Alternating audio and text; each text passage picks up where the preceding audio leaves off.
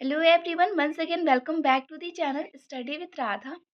Guys, आज की इस वीडियो में हम डिस्कस करेंगे डीडीयू गोरखपुर यूनिवर्सिटी के बीकॉम 6 सेमेस्टर के पेपर ह्यूमन रिसोर्स मैनेजमेंट 2 के कुछ मोस्ट इंपॉर्टेंट एमसीक्यूज को। फर्स्ट क्वेश्चन है हमारा, which of the following comprise the compensation function of HRM. इसमें से कौन व्यक्ति के जीवन में निरंतर व्यवस्था और अर्थ प्रदान करने वाली फंक्शन है? तो वो है wages and salary administration. Okay, option number B correct हो जाएगा। नेक्स्ट क्वेश्चन पूछ रहा है, डैश में be defined as sequence of separate but related work activities providing for continuity order and meaning is person's life. Dash को किसी व्यक्ति के जीवन में निरंतरता, व्यवस्था और अर्थ प्रदान करने वाली अलग लेकिन संबंधित कार्य गतिविधियों के अनुक्रम के रूप में परिभाषित किया जा सकता है। तो इसको हम करियर को परिभाषित करते हैं। ऑप्शन नंबर हमारा बी करेक्ट, सी करेक्ट हो जाएगा, करियर। नेक्स्ट क्वेश्चन है, career planning involves determination of path of movement of an individual over time. Career नियोजन में समय समय पर किसी व्यक्ति के आंदोलन के पथ का निर्धारण शामिल होता है। तो वो अपवर्ड की तरफ शामिल होता है। ऑप्शन नंबर बी करेक्ट हो जाएगा। नेक्स्ट क्वेश्चन पूछ रहा है, job evaluation help in असेंसिंग।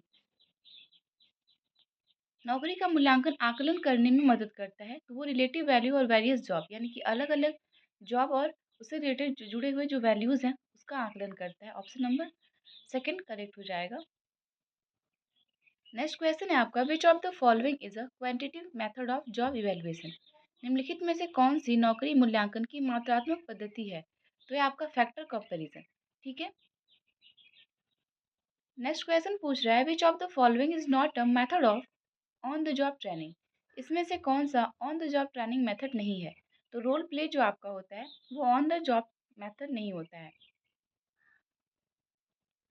Next question है, इंस्ट्रिंसिक रिवॉर्ड एक्सक्लूड। आंतरिक पुरस्कार शामिल है।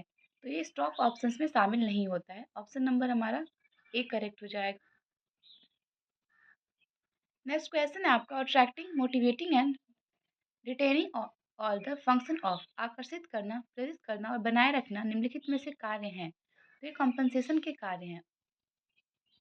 नेक्स्ट क्वेश्चन कह रहा है, रेमुनरेशन इंक्लूड पारिश्रमिक में शामिल है। तो इसमें बोनस आपका इंक्लूड होता है। नेक्स्ट क्वेश्चन पूछ रहा है, विच of the following is a on the job training method यानी कि ओजीटी मेथड। तो निम्नलिखित में से पूछ रहा है कौन सा ऑन द जॉब ट्रेनिंग है? तो ये है आपका अप्रेंटिसशिप ट्रेनिंग। अप्रेंटिसशिप ट्रेनिंग जो होता है वो ऑन द जॉब यानी कि जॉब के ड्यूरिंग ट्रेनिंग भी कराई जाती है।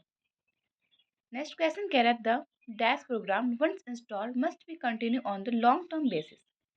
प्रोग्राम को एक बार स्थापित करने के बाद उसमें दीर्घकालिक आधार पर जारी रखना चाहिए। यह आपका जॉब इवैल्यूएशन कहता है। ऑप्शन नंबर ए करेक्ट हो जाएगा। The following factor would be relatively low its supply of labour is higher than demand. यदि श्रम की आपूर्ति मांग से अधिक है तो निम्नलिखित कारक अपेक्षाकृत कम होगा। तो वेज आपका कम होगा। ऑप्शन नंबर सी करेक्ट होगा यहाँ पे। नेक्स्ट क्वेश्चन पूछ रहा है, that which add more of the same type of duties requiring same skill is. जो समान कौशलों की आवश्यकता वाले समान प्रकार की कर्तव्यों को जोड़ता है वो है, तो उसको हम कहते हैं जॉब इनलार्जमेंट। नेक्स्ट क्वेश्चन कह रहा है, intelligence and memory of a person continuous dash characteristics. यदि व्यक्ति की बुद्धिमत्ता और स्मृति विशेषताओं का निर्माण करती है, तो किस विशेषताओं का? तो वो मेंटल विशेषताओं का यानी कि मेंटल कैरेक्टरिस्टिक्स का निर्माण करती है। ऑप्शन नंबर सी करेक्ट होगा। नेक्स्ट क्वेश्चन पूछ रहा है, the use of process criteria in job selection means that the individual is being assessed on. नौकरी चयन की प्रक्रिया में मानदंड के उपयोगों का मतलब है कि व्यक्ति का मूल्यांकन किया जा रहा है। ठीक है। तो ये the right way to complete the task successfully यानी कि एक अच्छा रास्ता होता है काम को सक्सेसफुली कंप्लीट करने का।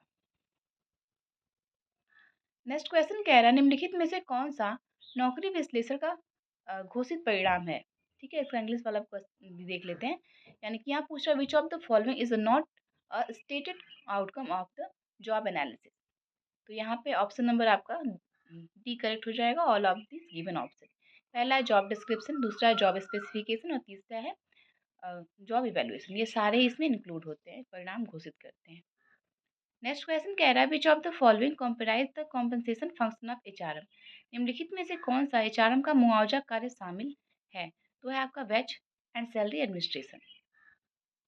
नेक्स्ट क्वेश्चन पूछ रहा है डैश में be defined as a sequence of separate but related work activities providing for continuity, order and meaning in person's life. इसे किसी व्यक्ति के जीवन में निरंतरता, व्यवस्था और अर्थ प्रदान करने वाली अलग लेकिन संबंधित कार्य गतिविधियों के अनुक्रम के रूप में परिभाषित किया जा सकता है। तो करियर को परिभाषित किया जा सकता है।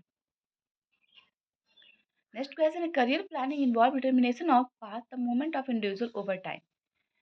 करियर नियोजन के समय के साथ साथ किसी व्यक्ति के आंदोलन के पथ का निर्माण शामिल होता है, तो वो लिटरल शामिल होता है। नेक्स्ट क्वेश्चन है compensation is a systematic approach to providing monetary value of employees in exchange for. मुआवजा कर्मचारियों को मौद्रिक मूल्य प्रदान करने की एक व्यवस्थित दृष्टिकोण है के लिए विनिमय है। तो ये वर्क परफॉर्म्ड के लिए होता है, यानी कि जितना एम्प्लॉय वर्क परफॉर्म करेगा उसको उसके हिसाब से कॉम्पनसेशन दिया जाता है। नेक्स्ट क्वेश्चन कह रहा है performance development plan is set for the employee for. कर्मचारी के लिए प्रदर्शन विकास निर्धारित की जाती है, तो ये इमीडिएट बॉस करता है। ठीक है। नेक्स्ट क्वेश्चन है the purpose of job evaluation is to determine. कार्य मूल्यांकन का उद्देश्य निर्धारित करना है। तो इसमें से कुछ भी नहीं है ऐसा जिसमें कार्य मूल्यांकन का उद्देश्य निर्धारित होता हो। तो ऑप्शन नंबर डी करेक्ट रहेगा, नन ऑफ द एबव। तो ये थे हमारे आज के सारे क्वेश्चन। आई होप आपको सारे क्वेश्चन समझ में आए हों। मिलते हैं नेक्स्ट वीडियो में कुछ और इंपॉर्टेंट क्वेश्चन के साथ। Thank you, have a good day.